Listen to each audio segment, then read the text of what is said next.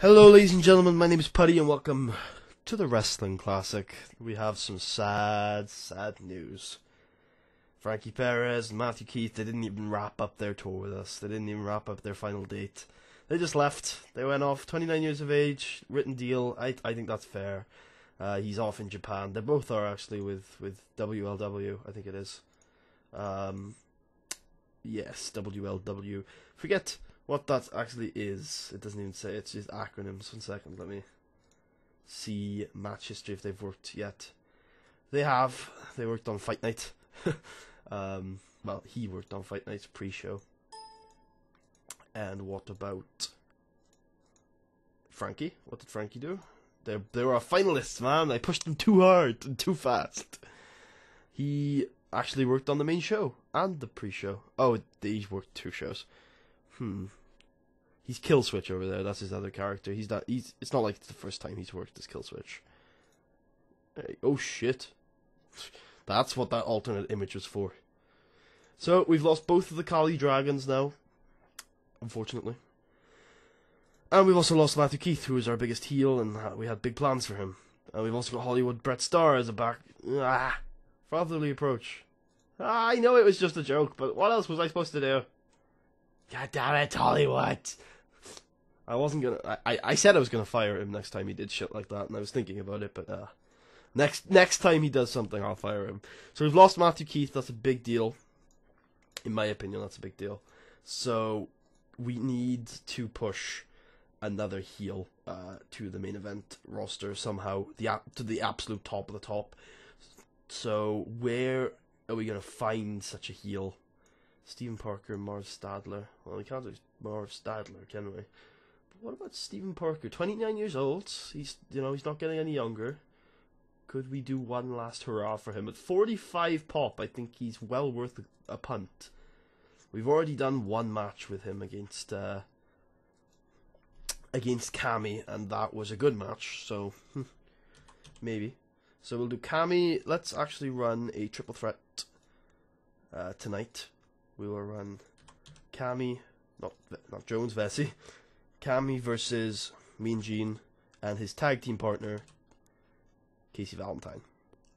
That'll be our main event. We'll give him 16 minutes with a championship on the line. Basically, the only reason I'm working this is a triple threat instead of a straight up one-on-one match is because you can only run 3 matches between 2 guys in a 6-month period, and so we've already ran 1 match between these 2 in like December or something. So we're just gonna run this to keep everything fresh, and then we'll go back to the one-on-ones afterwards. Maybe wrap up the feud actually at another show. In the semi-main, Stephen Parker, I'm going to give him a bit of a test. Stephen Parker against... How about Findlay or Faraday? That doesn't sound like the worst idea in the world. Semi-main event. I'm going to give him 16 minutes to work. And we're going to put him over. It's going to be open. It's going to be called. It's going to be slow build. It's going to be decisive. And if he can pull a C+ or higher with Findlay or Faraday, he's ready for the main event. There you go. I think that's fair. I think C+ is fair, even though it's a little high. I still think it's a little. I still think it's fair. Even though I do want the ring generals in the tag team division, I think having them job to Fro every now and then is a good idea to keep their popularity in check. So we'll open up with this match, and we'll have Fro go over. Open, scripted, decisive, slow build, work the crowd. There we go, now we gotta fill in the rest of the card. So we'll start off with a Hollywood squash. Or not a squash, but just a Hollywood enhancement match of some kinds. So yeah, we'll do him against Nate DeMarcus. This could go really poorly. I don't have too much faith in Hollywood's ability to put on a stellar match with anybody on the card. So, I mean, I'd love it if it could hit a D, but I wouldn't be so surprised if it didn't. Cameron Jones, I want you to start kind of getting slightly over. That would be just dandy. But I also want Nigel getting over, so I can't have my cake and eat it too, though. We'll keep Nigel around. He's young enough. He's 25. Ugh, maybe. This match is probably not going to do too well, considering who's in it. In terms of their overness. That's the only thing. Although they're great and Maw rewards good matches, so you never know. Who do I want to... Oh yeah, Greg sounds like a good idea. Yeah, this could be a good match. Give him 10 minutes, have him work all out style. Casey over. Greg wasn't even on the show at... Greg wasn't even at the show at Ripcord Invitational, which really upsets me, and he deserves, he deserves to go back over. I don't object to that, considering he wasn't on the show back then. I also want him to interfere in this match to keep his storyline with Fro going, or to start it actually. Okay, we still want some tag team matches if our tag teams are still left, which we do have the Aces Mayhem, my favourite random ass pushes. We won't have Dean Waldorf, but we will have Copperhead and Sid Collier.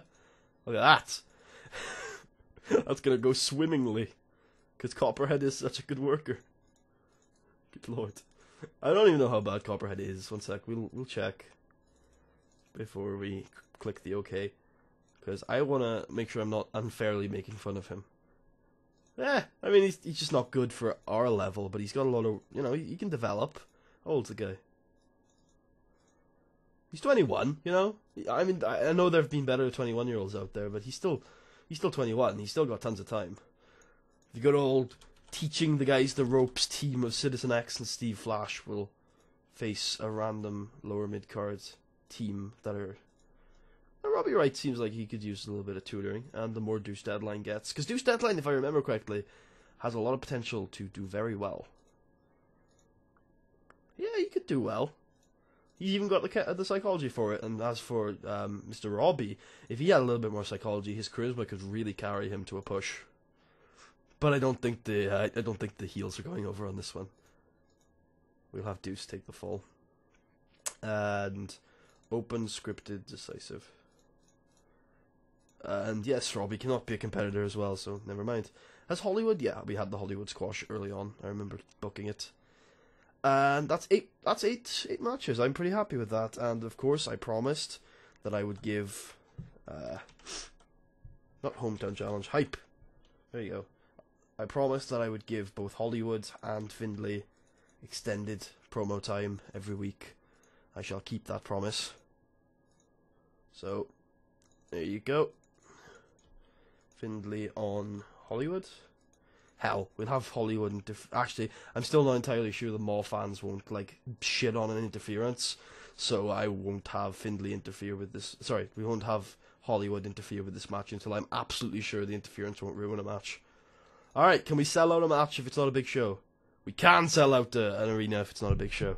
Good. Hope the show's good. C- or higher. First show without Keith or Frankie Perez, which is really disappointing, but let's get going. Yeah. Yeah, well done for sure. This is all I need from you. All I need from you. Good stuff. Yeah, I'm kind of okay with that. Yeah, we knew that was going to go badly.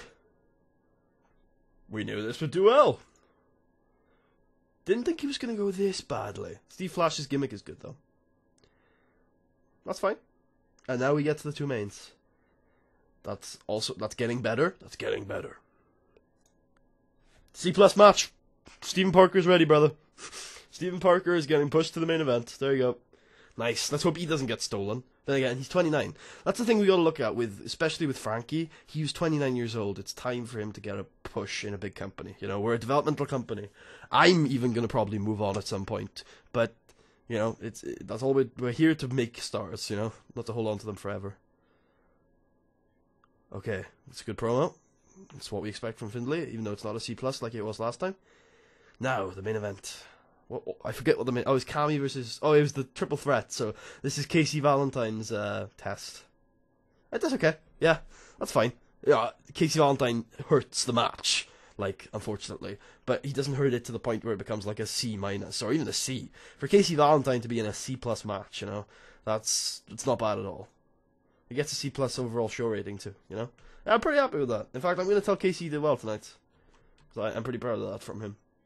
Obviously, we tell Hollywood he did well, because unfortunately, he's just needs to continue being told that, and giving some encouragement's good for Casey. If you're so happy with all my speeches, Hollywood, why do you still keep doing shit? Just leave me alone. I hate Hollywood so much. Ooh. My TEW just shut down. Might saw my Audacity window there. No emails. Okay then. That's fine. I usually get emails after a show. We just dropped in company ranking. We didn't drop in pop, did we? No. We were at like 20 odds. Oh well, we're still above our own goal. Yeah, so that's good. I hope Kami doesn't get too much. Yeah, he's actually stalling in popularity now, which is good, actually, because that's all he needs to be. And the more popular he gets, the more likely he is to jump ship, which I don't want, not at all. You need a prolonged push, Mr. Mitiko. KC, how are you doing? Did you win? No, you lost, which dropped your pop significantly. That is an unfortunate event. So I hope Greg has improved. He has. You swapped positions. Why were you not willing to job for him? He's Casey frickin' Glenn. That set us back a couple of months, even. God damn it. How's, Robbie Wright should have improved in psychology just from that one match, right? He actually did. We need to keep using him, otherwise he won't get better.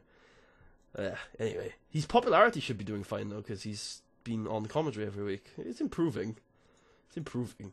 How many matches has he actually had overall? He's only had like 13 matches in his entire career. It's because they're so bad. How'd Casey do coming out of that main event? He's improving. Good. And what about his match ratings? It's definitely the best match he's had this year. It's not the best match he's ever had. What was that 72? Oh, it was the CV2 versus Kali Dragons match. That's fine. Let's see if that improved the title prestige. It did, see? See, like, it's weird. In certain companies, I cannot, for the life of me, improve the title prestige. But in this one, I think it's just because the champion has such a long reign. It just improves every time I have a match. It's ridiculous like that. It's always good to have a title with good prestige, though, because it'll improve every match it's on the line in. For sure, I'd like to have a look at his popularity, because he just won a big match. He's getting there, brother. He's getting there. And obviously, Stephen Parker is going to be our guy going forward in terms of the heels. I mean, that didn't improve his overness too much, but he doesn't need to improve his overness. He's freaking over. You know, he's ready. He's probably going to get sniped soon if we continue to improve him. Which is fine, because we got tons of people on the roster. Like, I'm not going to go buying people until we get the roster super depleted. Let's have a look at storylines here. So that's doing pretty well. It's Casey Glenn and Stephen Parker, of all people. Yeah. Okay, that's fine. They're both doing fairly poor because they lost in the semi-finals. So we'll have to work with that one. This storyline's doing fine. He's doing fairly poor, though. These two doing great. Good. The Forgotten Princes. Everyone's doing well except for Robbie Wright. Okay. That's cool. So wait. Yeah, we'll have Casey Glenn feud with Stephen Parker. I think that's a brilliant idea to keep him ready for the main event. Okay, I hope you guys enjoyed. If you did, please leave a thumbs up, check out the rest of the series, and subscribe if you haven't already. I'll speak to you guys at the Super Showdown. I'll see you guys then.